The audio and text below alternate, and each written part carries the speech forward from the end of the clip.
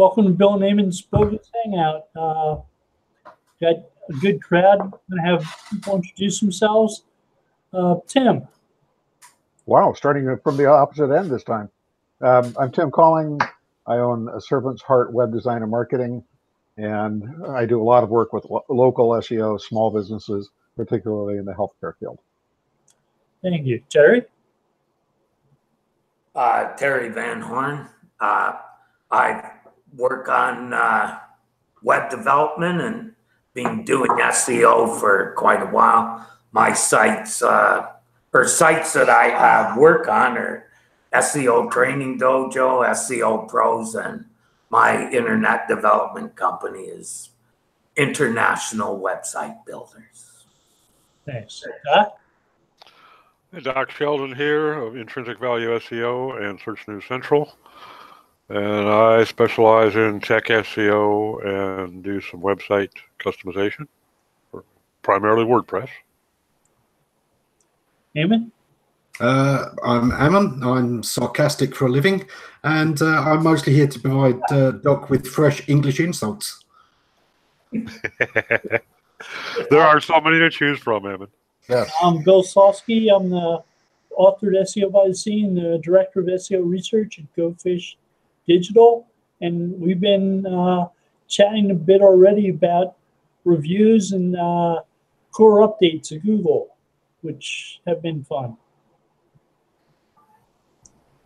And Terry had an interesting point about including information on your website that tells people who you are and gives them more information in a transparent way.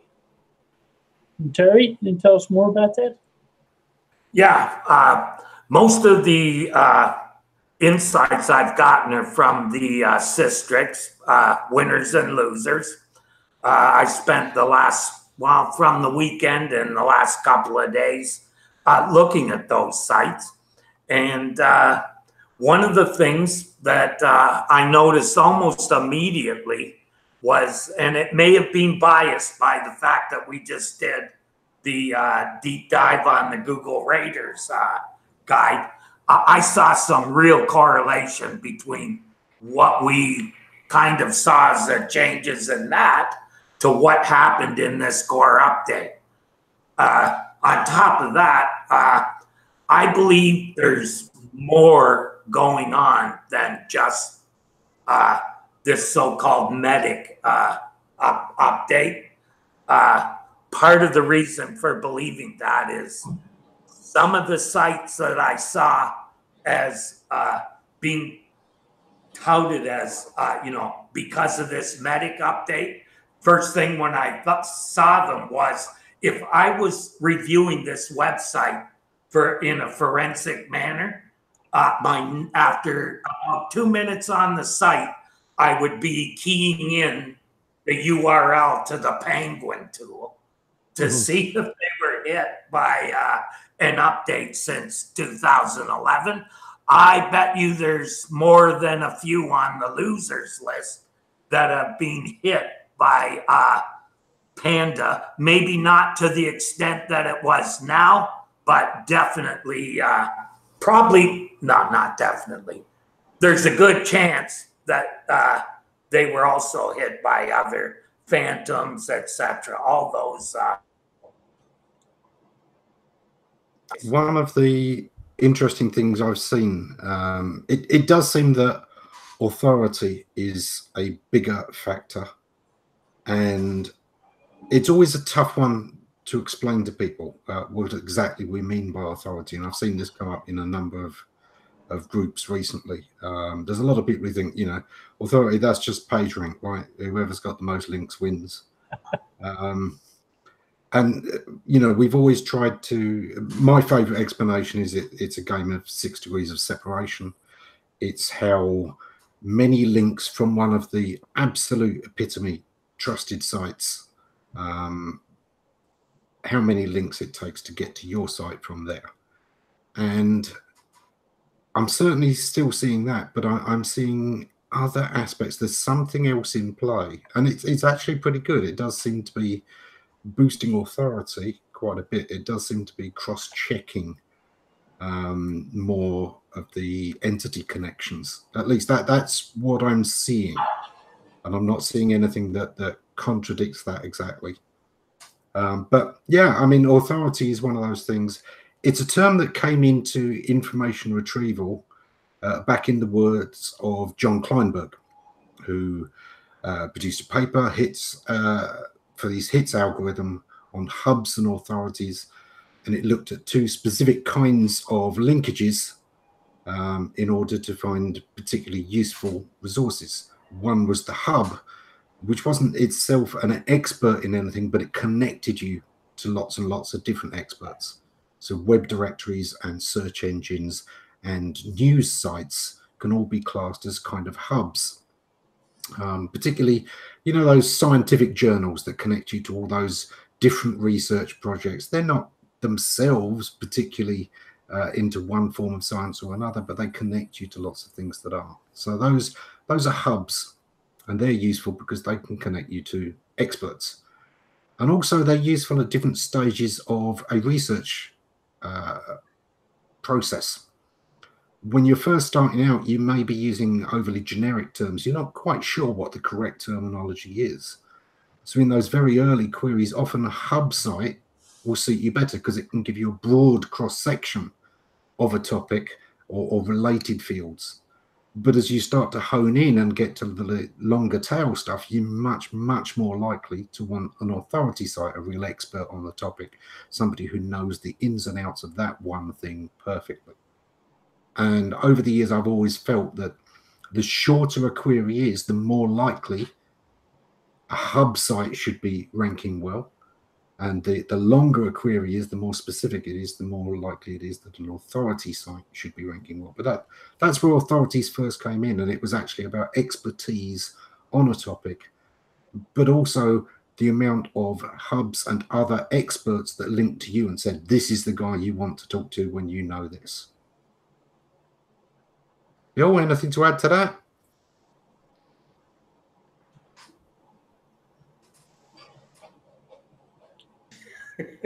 I've broken Bill. We had authorship at Google when they launched Google Plus, which was supposed to be a way of identifying authoritative experts on different topics. And that the authorship part of that disappeared. It sort of washed out.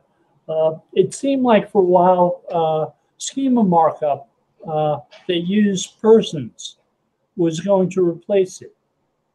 And you see knowledge graphs with individuals now, and there are people identified through things like notable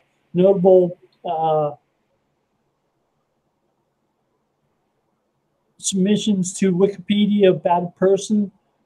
If somebody's notable, they're more likely to have a Wikipedia entry, so they're more likely to be an expert on some topic, verified by the metric of notability at Wikipedia,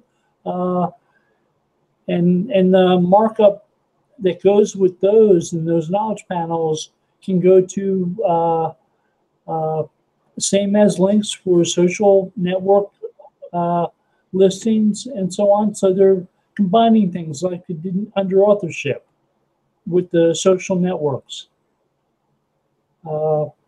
It's a different way of measuring authority than PageRank, but in these days of entity metrics and entity relationships and recognition, we're sort of moving towards something like that. Yeah. I also think there's a certain amount of looking at the relatedness between topical words and named entities. So, you know, if the word science is frequently associated and co-occurring with a person's name, then that person is probably an authority on science. I agree with that. There's a lot of times that when people are looking at links, they only look at what's the page linking to in terms of, you know, its magic pixie dust of page authority or whatever link metric you want. and where's it pointing to, and is the page on the same topic? And of course, that's nowhere near as complex as links truly are, and the associations that are formed between a link and the various words associated with it. We did see PageRank update to reasonable surfer model type approach, and that was looking at anchor text in links to get some idea of what the likelihood someone might click on a particular link might be. And if they were the types of things that would maybe tie into the subject of the whatever appeared behind that link, there's a chance it might be ranked higher. Ammon, in regards to authority, I would say there's been a slight change in that we always think of often domain authority rather than page authority. And I think that's become a little more important, especially the creator of the page of content. I'm not seeing it so much at site, but I am seeing it at parent and category. And it's one of the reasons, you know, Dawn's done a lot about ontology. I've said for years about how important file structure in URLs can be. Although parameterization works the same way. Google actually seems to regard the parameter separators exactly the same as it would a slash. It regards them as in the same structure of the site. So what I'm seeing is specifically in relation to page importance for crawling, we saw a lot of mentions of using the parent page and using closely related pages in URL structure to determine the probable importance of a new page.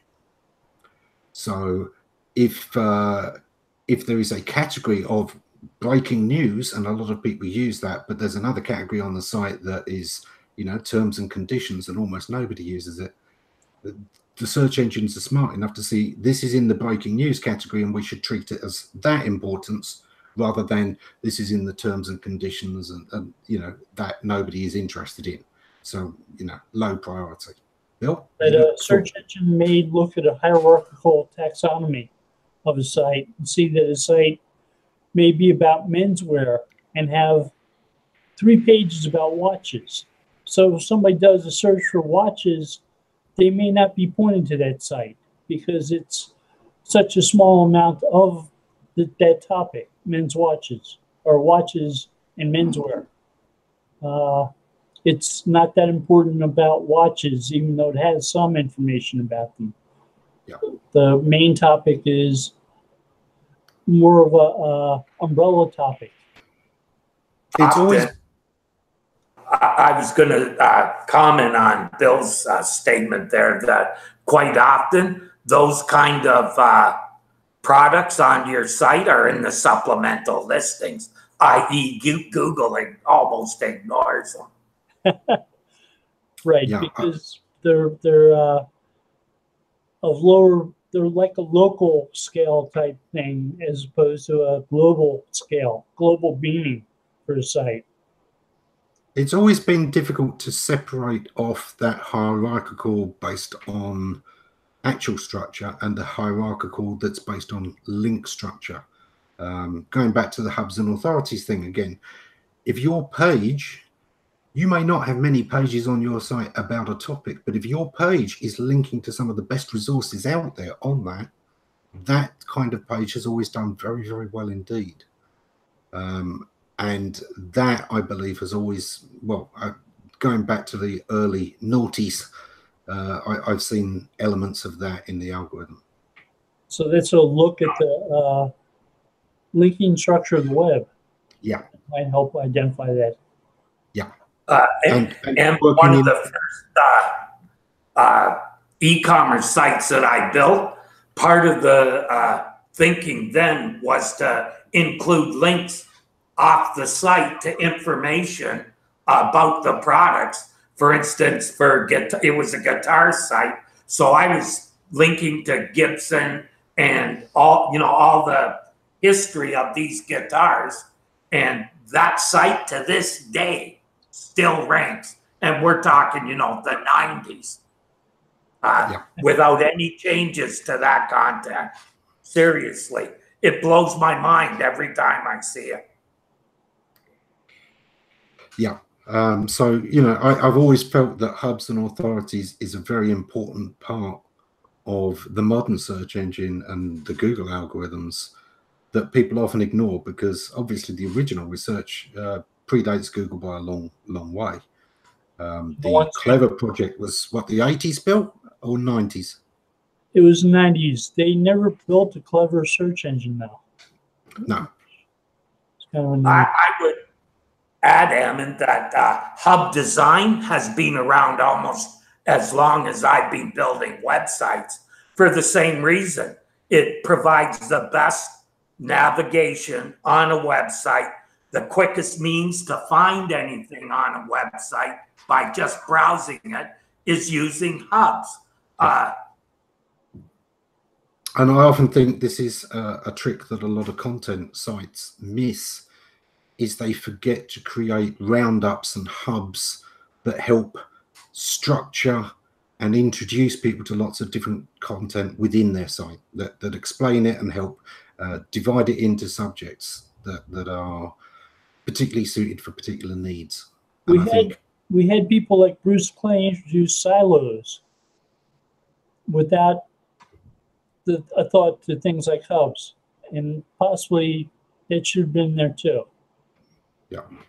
If each silo has its own index and is well structured, then that might well form a hub within each of those silos. But that's certainly the kind of thing you need to be doing.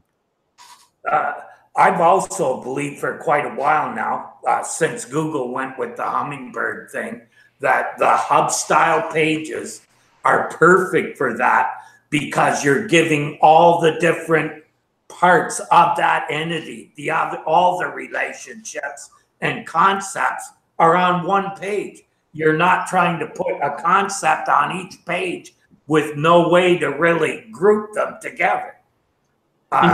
If you fill those pages with many fact type things, where you ask and answer questions about things that might show up under that topic, you're making that even more powerful, because you're anticipating those questions and answering them, and providing people who visit understanding of what your page is about, what's covered under it.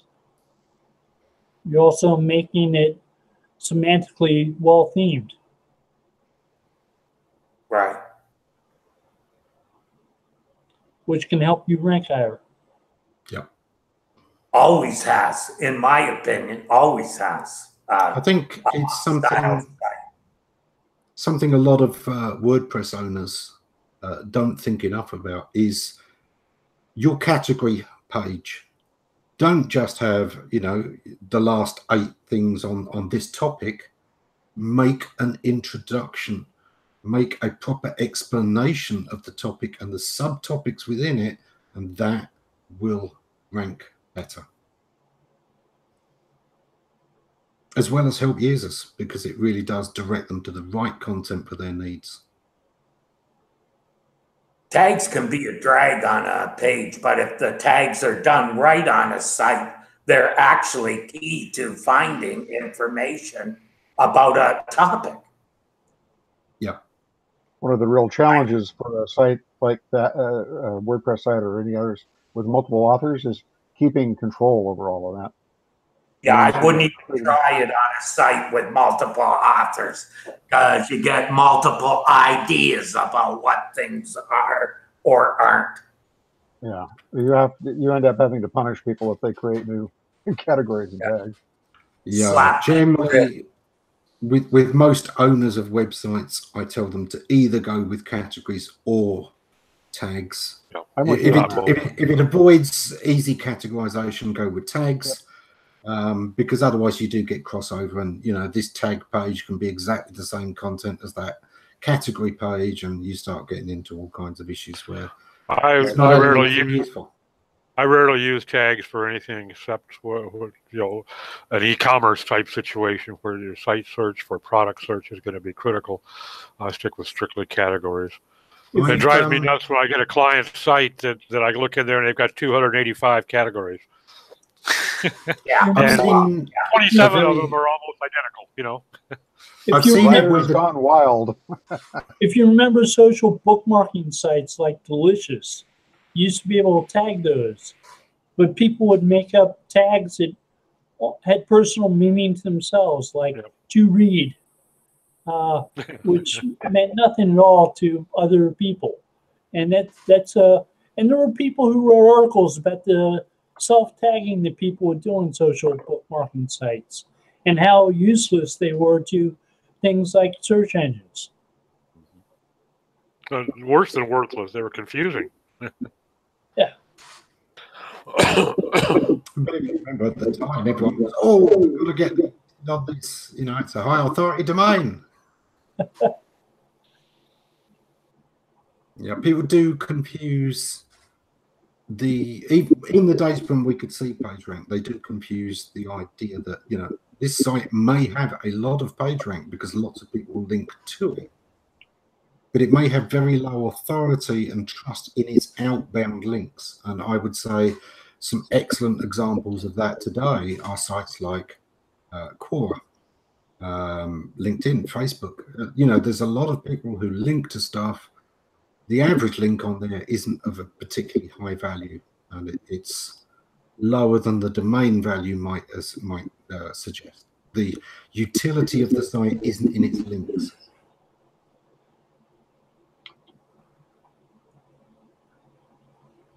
I know Gary Ilias has expressed in the past that just because a site has high PageRank doesn't mean it can pass PageRank.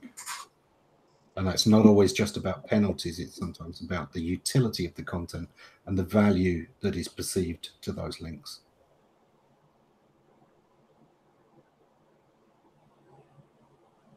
I think that's probably about the best explanation for those bookmarking sites. It's interesting because we're talking here about websites and web pages, and the one huge body of information, most of it dribble, that never gets indexed is Facebook. There is some useful information out there. Oh, there definitely is. Facebook has been unreliable for Google in the past, though. They have no index to the site. They have blocked it by robots text in the past. Yeah.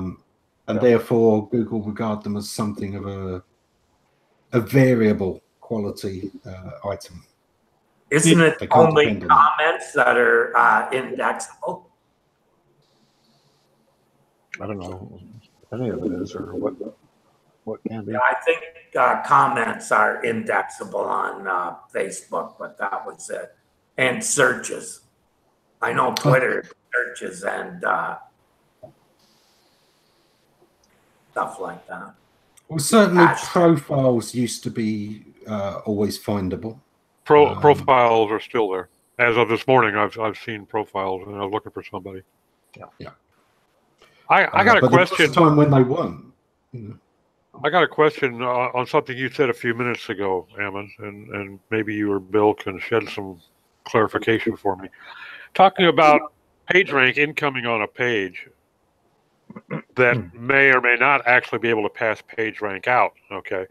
Now, here's my question. Let's say I have a page that's about endocrinology, okay, and it's a well-structured page. Contextually, it's very well focused, and for some reason on that page they link out to some clinic that specializes in treating children's cancer, okay, or not even that, a podiatrist clinic, okay. They link out to a podiatrist. There's nothing to do with endocrinology and podiatry. There's no connection whatsoever, other than the obscure fact that they're both licensed physicians. So would that page, assuming it's got a lot of inbound page rank, would that page be able to pass as much outbound, call it link juice, whatever you want to call it, to that podiatrist as it would be able to pass it out to an endocrinology laboratory, for instance. My guess is no, that that may be algorithmically limited because of the diminished relevance. That certainly comes into play. There's a dozen different things going on here. Let's try and dig into them.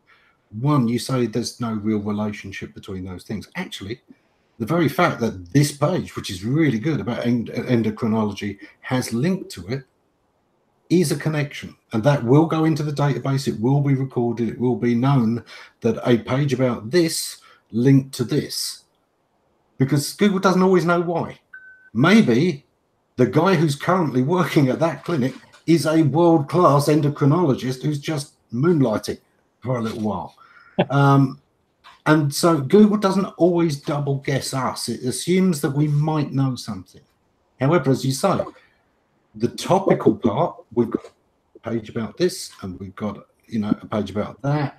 What's the connection? There's very few words in common.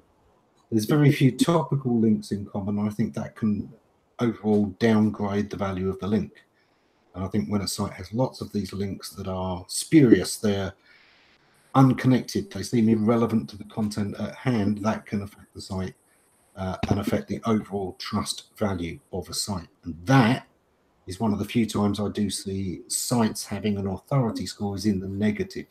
If there are lots of times when its links are spurious, they are suspected to be paid for, they're of low value to users, those things will downgrade the overall value of those links, and eventually almost to nothing. Yeah, the topic flow on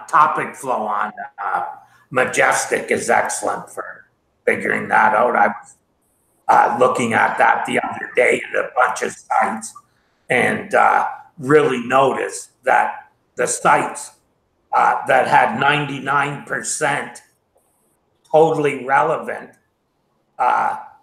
links needed 1/10 of the links to generate more citation and trust flow than the sites that, you know, had 20% here, 20% there, 10 over, you know, in other words, their 100% was made up of 5 different types of sites, 4 of which are probably irrelevant. And yet they had 10 times the links and weren't generating half the trust flow. We also know that when the anchor text is something like terms of service, Google doesn't send as much PageRank through those links. Sure. They sort of do their own link sculpting, which is why they tell us not to. Okay. Yeah, there are certainly, you know, we've had stop words in the past. I think there are certainly words that lower the value of things that are known to, okay, this is of less value, this is of less priority. They probably do a dictionary lookup of terms and say, okay, this one's not worth sending links through. Yeah. Yeah. But the short answer, Doc, is that in the short term, yeah, that link is going to be valuable. It's going to be getting its fair share of PageRank. Whether that will help the page at the end as much as a on-topic link, probably not. Simply because the correlation between the words around the link and their content is so low that it's going to be seen as a low quality citation. But in the short term, yeah. It may be possible that if they have a way of monitoring that traffic and nobody ever clicks on that link and goes through that page, it may not continue to pass along PageRank. Yeah. And in particular, if it just matches what machines have learned, yeah, this isn't a link that's going to be clicked very often. You know, based on here's the data we do have on all these clicks. Here's what we've discovered and what links didn't work, and here's this huge list of rules. Yeah, I think the algorithm can adjust to that. Yeah, and my question is primarily focused on the idea that endocrinology page could be losing a lot more of its page rank value if they have links out to sites that are of questionable relevance. Yeah. Okay. So it's basically, it just becomes wasted. It's lost into the ether because they've only got just so much and they can't forward it on to 20% of the sites they're linking out to. That's 20% more page rank that's getting lost in the transaction. And I think a lot of people are, you know, that's always been my theory. And I think a lot of people are hurting themselves or shooting themselves in the foot by taking their powerful page that's getting a lot of links and pissing it away, trying to sculpt their page rank into pages that they would like to see rank higher. And all they're doing is they're dragging one down rather than boosting the other up. Sometimes that's definitely true. And we can see that in cases of some of the big domains that used to have user-generated areas, such as Forbes, such as the Huffington Post, and all those ones that, you know, the link sellers are always trying to sell you links on. There was a time when people were misunderstanding it, thinking that domain was automatically passing. As I say, already I think Google was recognizing that anything within that category, the user-generated category, whatever they called it, generally was of low value and it wasn't passing much page rank. I never saw those passing good page rank. But over time, I saw more and more of those domains get taken down and start to no follow and no index those links because, yeah, it was affecting their overall domain and their internal page rank was suffering so much from the fact that, you know, these pages had lost all link trust and the domain was starting to lose link trust and the domain as a whole was having its links devalued. Yep, totally agree. You can't link out to a lot of bad stuff and it not affect the website. Totally agree there. Yeah, I have seen some folks writing articles about authority, and you know that I don't think they really have a good understanding of it, and they talk in their articles as though it's a loss of trust for the site that's having a negative impact, where I think it's much more of a loss of outbound authority that is causing a leak. They're just losing that page rank that they might have enough to do something with, but they're pissing a certain percentage of it away by linking to things that are not highly relevant to that page's content. So it's not so much a negative algorithmic hit as it is just stupid management. You know, you don't get great gas mileage by pumping the accelerator, and that's what they're doing. They're pumping their accelerator. I'm going to disagree with that one slightly because the page relevance and the link relevance are two completely different things. Sometimes, well, yeah, the perfect example for something is something completely off base. You know, I may be talking about chess and then link to some great strategist's page who never played chess, but he was a brilliant strategist because I'm talking about strategy, and I've linked to some general. That's not off topic. It's not off base, and I think the page is not going to suffer for doing that. In fact, I've done very well in the past by putting in things that aren't directly related. As you know, when I'm trying to give people examples and help people understand things, I like to give them examples that are already in the terms they understand. So when I'm explaining SEO, I won't be linking to SEO pages and SEO articles. I will be linking to real world things that will make sense to them, because after all, if they already knew everything about SEO, if they knew all the SEO sources, they wouldn't need to be asking some of these SEO questions. So sometimes it's about having those different kinds of examples, cross-training and cross-referencing, and I don't think that harms it at all. Well, and I agree with that. I mean, but there is, as you say, there is some relevance there. But I think, you know, if your site is about chess and you link out to some recipe site, okay, that's a tough one. That's kind of a stretch. And I think where a lot of people seem to be losing the game is that they're thinking that may not do much good for this recipe site, okay, as opposed to, or that Google may think that I'm selling links, therefore they're going to give me a slap, as opposed to just the fact that they're pissing away their page rank on things that Google is not going to pass values out of. Exactly. You know, if giving bad referrals, linking to poor resources is a waste of an opportunity to be seen as you know, being a hub. It lowers that hub score. If you are linking out to, here are 8 web designers and they're your friends, they're not particularly good web designers, they don't rank very well for web design, They're not even very friendly. That will be hurting you a little, because it's showing that your page isn't very well aware of what a good web designer's. Your title is also misleading. It should have been called 8 Friends of Mine Who Happen to Do Web Design. Yeah, you know, ultimately search engines are trying to model user behavior, and the closer you get to understanding how users think at all levels, the expert users, the journalists, the investigative types, as well as the casual ordinary users of the internet, the closer you can get to modeling their behavior, the closer you get to what the algorithms are there to do: model their behavior, model their values. Yeah, I would say when it comes to content, I don't do anything that bothers me personally. So distracting ads, overuse of images, all the stuff that, you know, misleading titles and headlines have been on my radar for It drives me up a tree. It's one of the oldest things about ads. You know, yeah, we all know that, you know, people that they fund a lot of things. But you name me the person who, you know, actually wants to see ads. It's very rare. It's very rare. Well, even going beyond ads, I mean, you get into clickbait titles. So you're probably, I don't know if you're familiar with the National Enquirer, which is a tabloid rag here, and you know, small boy eats own head. Okay, great headline. I'm sure they got a lot of click-throughs on their online version just because everybody is saying, "What kind of asinine crap is this?" The Men in Black. They're not going to get any conversions.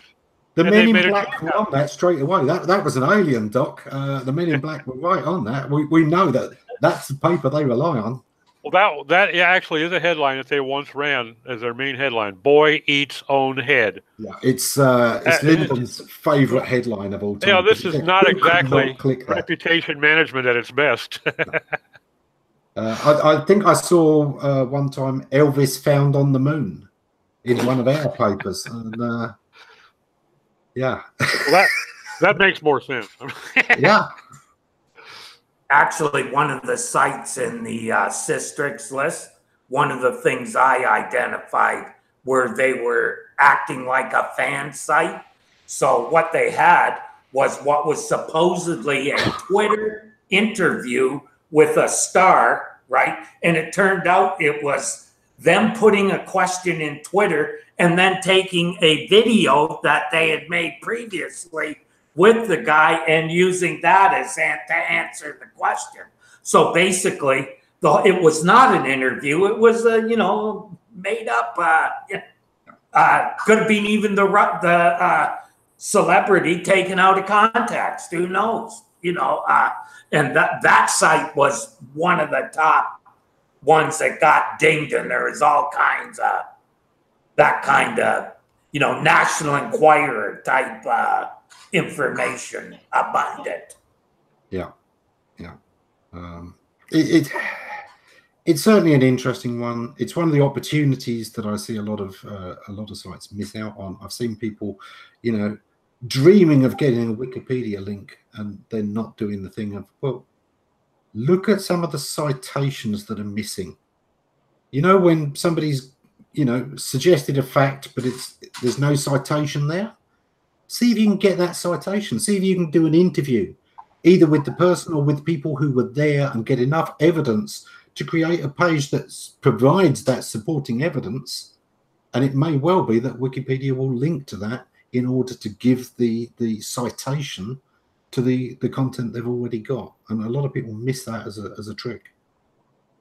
Building supporting evidence for Wikipedia is one of the best ways to get links from Wikipedia. One of my few regrets was not getting someone to fill in the stub for myself and SEO Pros on Wikipedia. It's gone now. No, yeah, exactly. There was a time they added about 10 SEOs, including Danny Sullivan. And Yeah. then a lot of people said, there's lots of people missing from that list, and added loads and loads. I briefly had a page. I think Bill was in there. But yeah, somebody jumped on that very, very quickly. Yeah, SEO Pros was the first organizational directory. So Yeah. Little different than a plain old SEO.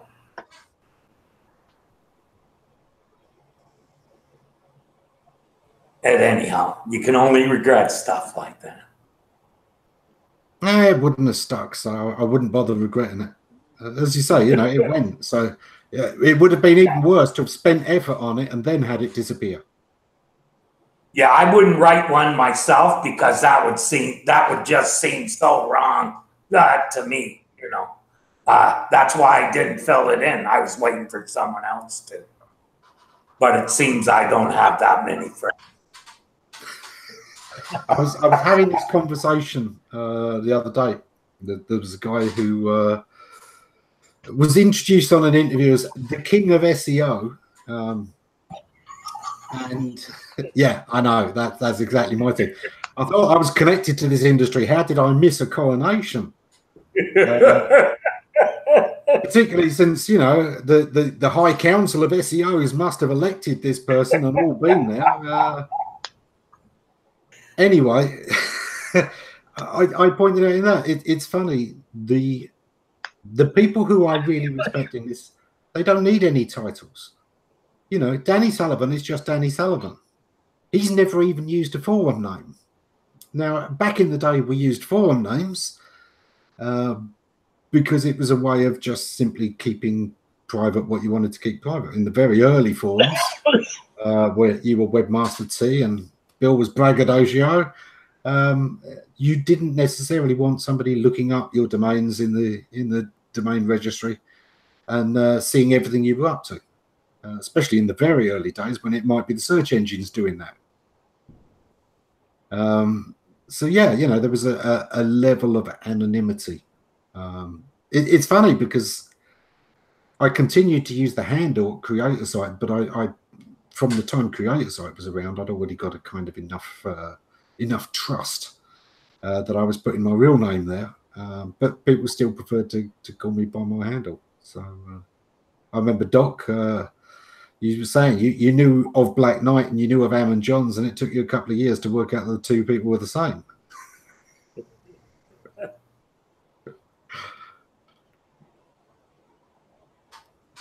But yeah, this thing of trust and titles.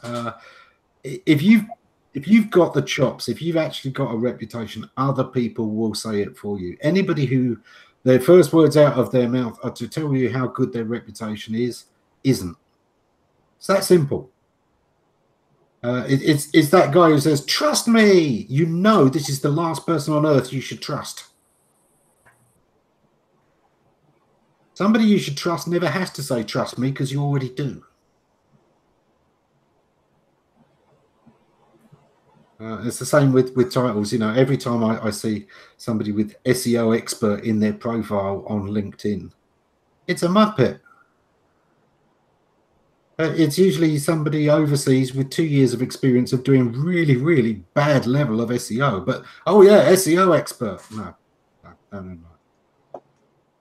Well, it's also curious to see who they follow and, what their expertise is and go up the line. And you have to go a long ways before you see anybody who's been in the industry over 10 years. To me, in 10 years, you've scratched the surface. That's my opinion. I'm sure people with 2 or 3 years experience are sure they know it all. But every day, I still learn something. Every day. We all need help.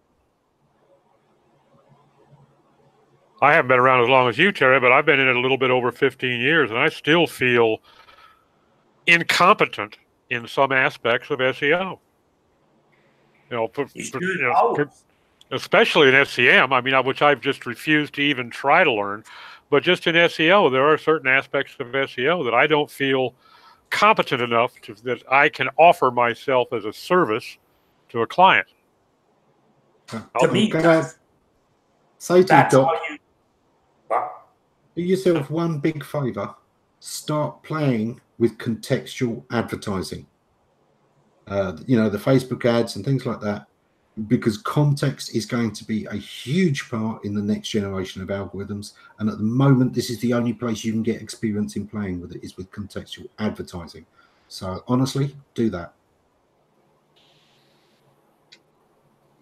I learned a lot about SEO doing PPC, especially call to action and saying, you know, even though I've written short ads for over 20 years as a real estate agent and response marketer, but it was still huge. And I saw the value in those, that, you know, what I'd learned doing that type of marketing. Yeah. But doing things like, you know, the retargeting and contextual advertising, at the moment, this is your only playground for context. And context, as we know from the last 3 years of updates, is becoming increasingly a part of the algorithms. And like I say, pay-per-click is the only place you can kind of isolate that and really get to grips with it. And it's a safeguard knowledge for the next generation. Especially on Facebook, that's a great playground for contextual. Yeah. I sympathize with or I empathize with Doc's feeling about it, though. You know, there's so much to learn about every aspect of the things that can be done. You know, there's some areas where you almost have to kind of say, you know what, right now I don't have the time to credibly offer that service until I learn more about it. And so, I get it. I feel that way about SEM also. And so far. Between a professional SEO and one of the fly-by-nighters. A professional actually knows what he can and can't do, will admit it, find somebody who can do it. They don't try and do things that they don't know, have the experience to do it. And that's the difference between these young bloods and the guys who have been around a while, you know, will pass off. And we have the Rolodex to pass it to competent people. You know, if you can't provide the service, find someone competent to do it and pass your clients on to them. Don't deny your clients access to that because you don't understand it or don't do it.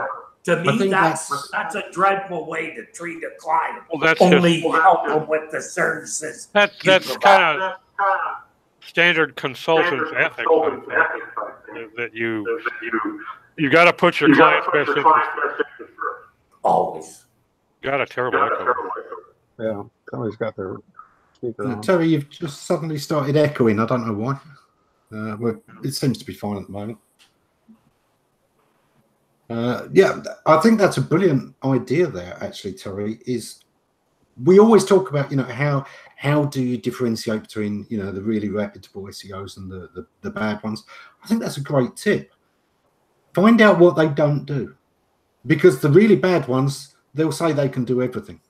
Mm-hmm. That's a good first elimination point, isn't it? Yeah, I mean, when people come to me for link building, I will tell them I can do it, but here's the people I would recommend, and I will recommend a dozen people actually. But it depends which kind of link building they want. But if they want, you know, powerful stuff, I'll often recommend Lyndon. If they want reliable stuff, there's Julie Joyce and there's Deborah Mastala.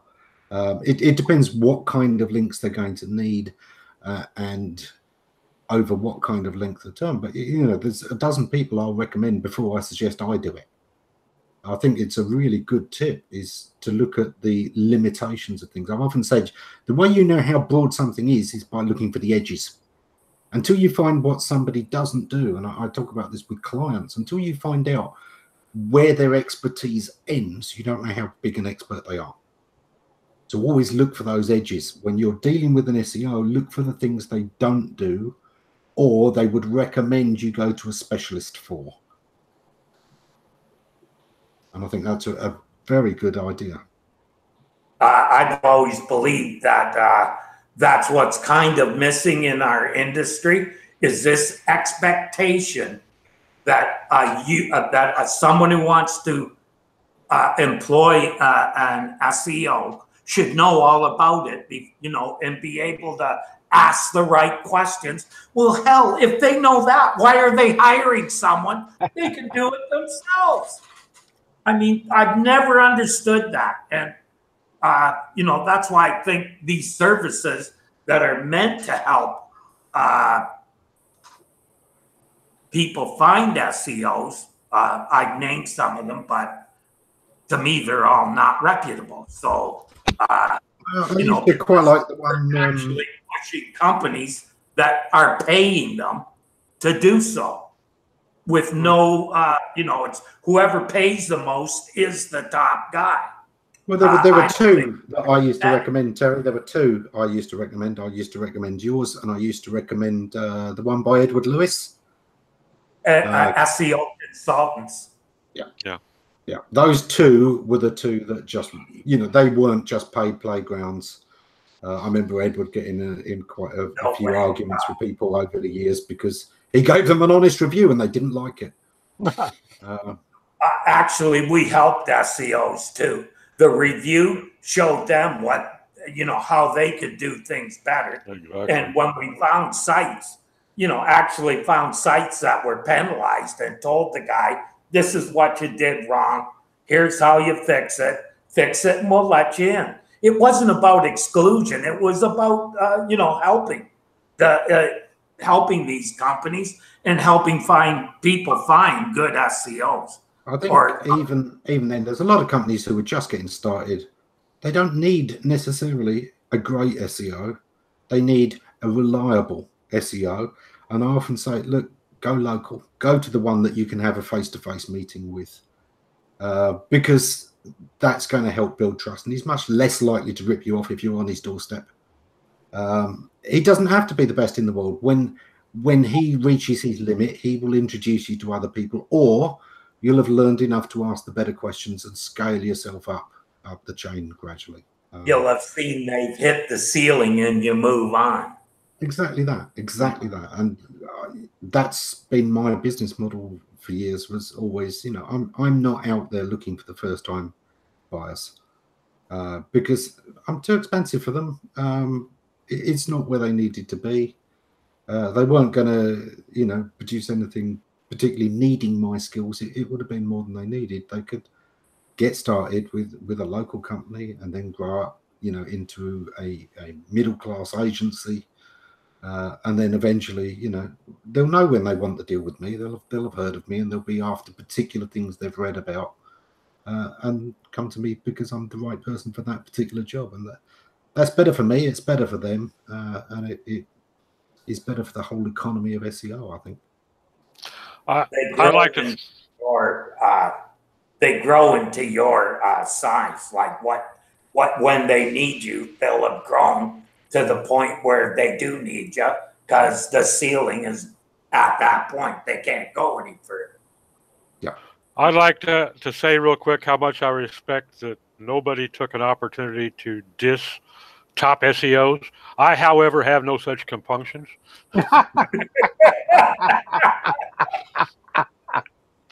Well, I've always thought when I do that, it's not too fair, because I'm actually talking about a competitor. So. And I'm not, so I feel better already. Right. And while I'm at it, I won't mention anybody like Brian Dean and Neil Patel either. I'm so glad you didn't, Doc. I just got through writing a very enjoyable piece about insults, so I'm still on that roller coaster. No, I mean, Brian Dean, bless him, has a winning formula. Read other people's stuff that works, give it a fancy new name, publish it. Take all the credit. That has worked well from Skyscraper, which was ripped straight out of Webmaster World and other forums, but he gave it the name Skyscraper, which worked. unfortunately, he used as an example that terrible 200 ranking factors, and oh dear God, that was a crime against SEO. Sometimes there's a lot of power in being able to come up with a snappy name. Yes. Yes. I believe cockwomble was the term I came up with for Cockwomble rings well, yeah. Okay. Yeah. All right. Yeah, so the cockwomble SEO article technique.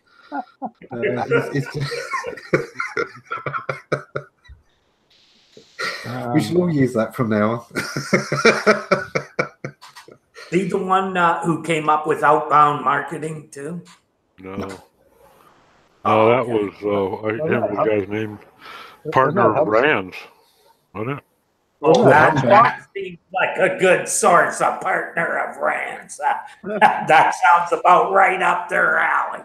You know, take an old marketing term that's as old as telephones and use it in today's, you know, anybody who's been around marketing for more than a few years would be totally confused if they saw outbound marketing talking about SEO.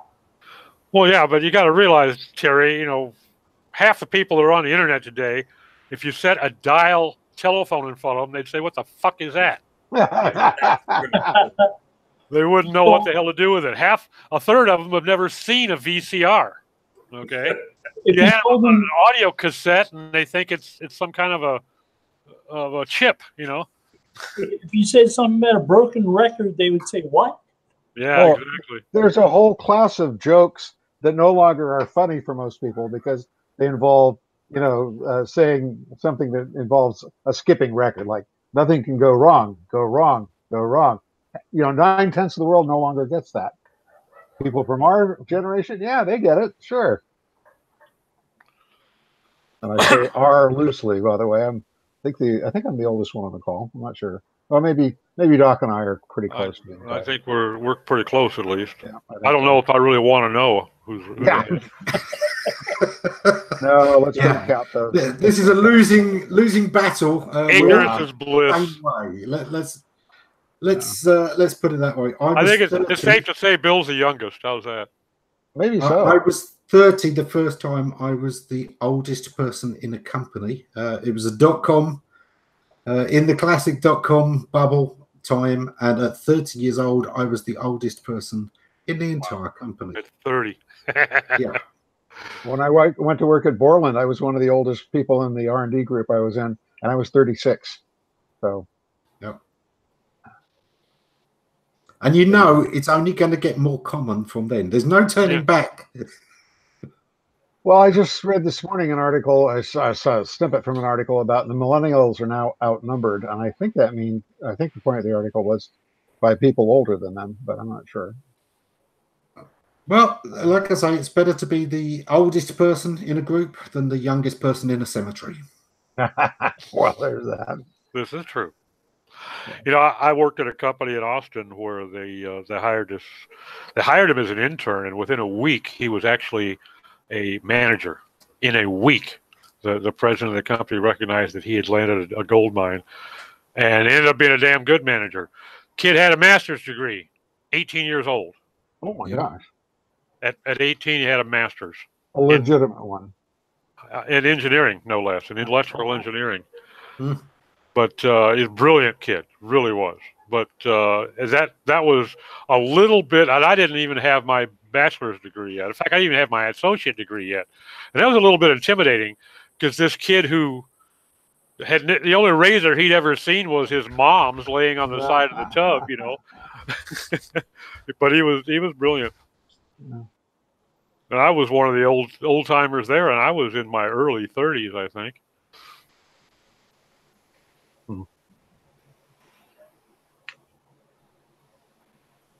You know, a little while ago, somebody was talking about what it means to be a professional. And whenever somebody talks about that, I'm reminded of a book I read once where they made the point that sometimes the difference between the professional and the amateur is that the professional knows when something is not worth doing perfectly. There you go. And there are real life examples of that too. So Yeah, sometimes good enough is. Yes, although as you know, as somebody interested in optimization, I hate the idea of that. Ultimately, good enough is only good enough on that, so that you can focus on improving something else. yeah. Well, and as an engineer, I rebel against the idea of it too, because when you're building a jet engine, you know, good enough isn't good enough. It's got to be perfect because you got 300 people relying on that thing.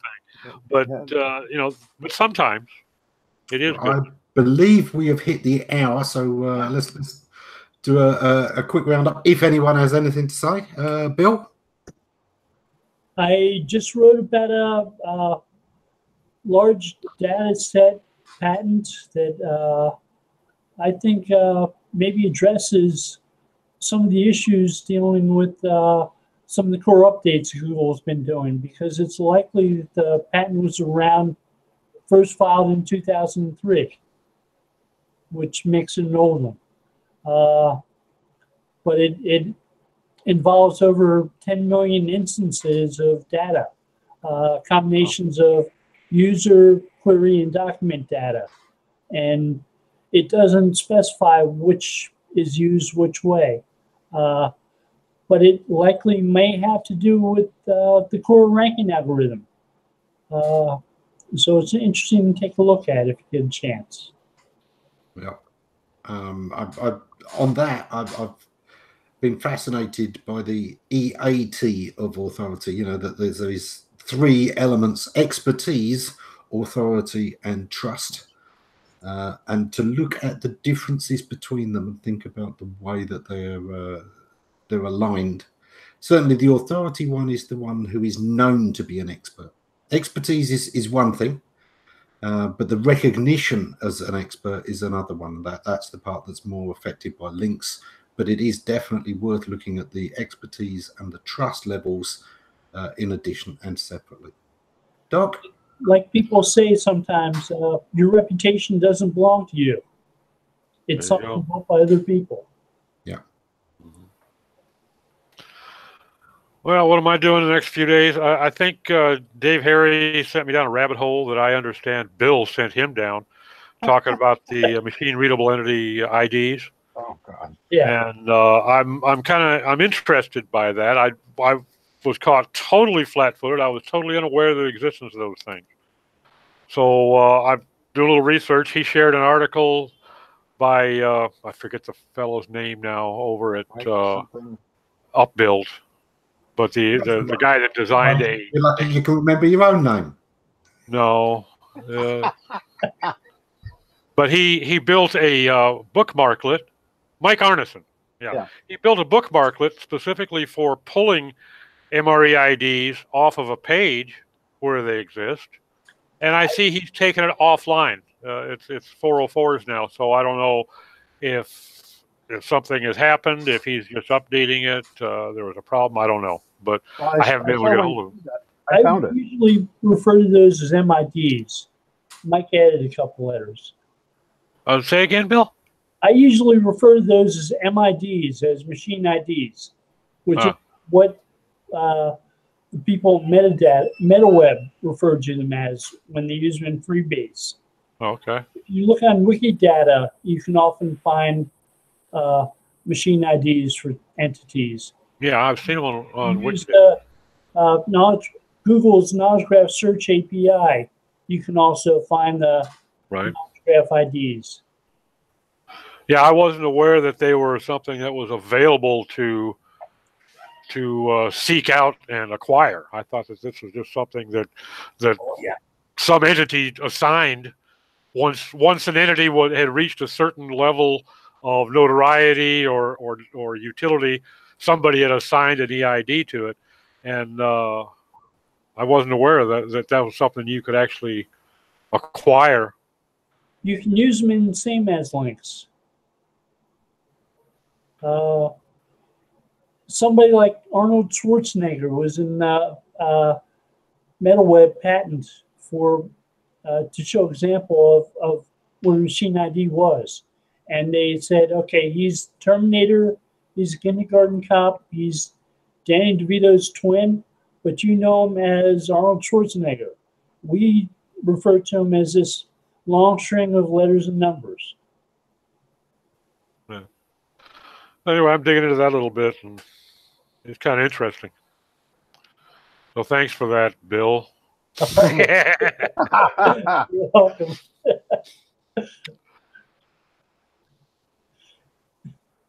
Tim? Nothing startling, just working, trying to make clients more money. Nothing particularly new and exciting. What are you up to, Terry? Thought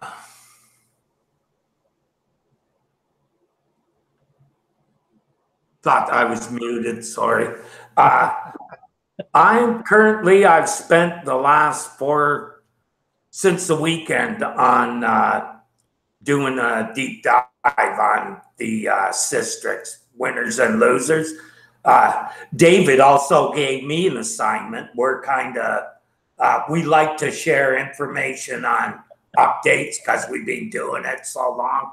We trust one another's valuations pretty much. So finding some real interesting stuff, especially given what we found in the Google's Raters guide a while back, seems to be correlated. And I kind of can say that I've come to the conclusion that calling this a medic update is incorrect name for it. It's misleading. Kind of like how we call it Googla and other people call it ads above the fold.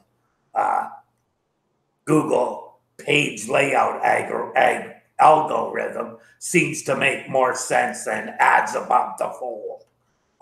Sorry, kind of like, doesn't make, kind of eliminates a lot of things that it should when you call it that. And I believe that it's a core update. So I'm seeing sites that have, let's say, a very shady link profile getting hit pretty badly. So I think it's a core update that's updating everything. Because one of the things you do notice about the big losers on the Systrix list is more than one of the sites, I thought to myself, this site is definitely being hit by Panda or some other content quality algorithm in the past. So, yeah, I think there's a lot more to it than the medic update. And that's why it's taken a month to basically finish, because it just finished, it took weeks. And if you look at the Systrix data, they've divided it up into 3 legs, and you can see the difference in each leg, how the sites that went up pretty well gained with each one, and then, bottomed out after the 3rd one. Whereas the losers were the opposite. They went down and just kept going down. So pretty interesting stuff to look at. I think people who have information, especially your money or your life, really need to take a close look at their transparency about the people who are doing the writing.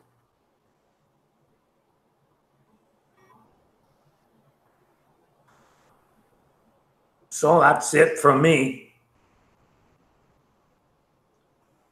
So it's not just the reputation of the business behind the site, it's the content creators too.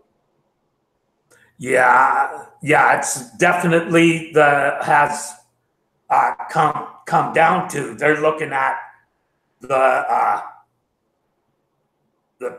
creator of the page, not the website. Now seems to be a lot more emphasis at the page level for quality than there was in the past, where a site could have a really crappy author on it, but if the site was very authoritative and, you know, had a good reputation, it could push that article, right? I don't think that'll happen as much these days. It'll be more about the creator, and I think that screw will just keep getting turned further and further down, because it's obvious that they figured out how to tell a good accreditation from bad accreditation, which is kind of like sentiment analysis. But I think you can look at Duke University and know that, you know, some college in Nicaragua probably isn't up to the same quality as, you know, Duke University. That's simple. And that seems to be the way the algorithm works. Which will be more in the story. I'm over 1,500 words now, and I'm only half done. So I guess that's it. Ammon, are you rejoining us? I guess not. Well, hopefully we'll catch you next week. Thank you, everybody. Have a good day. Take care now.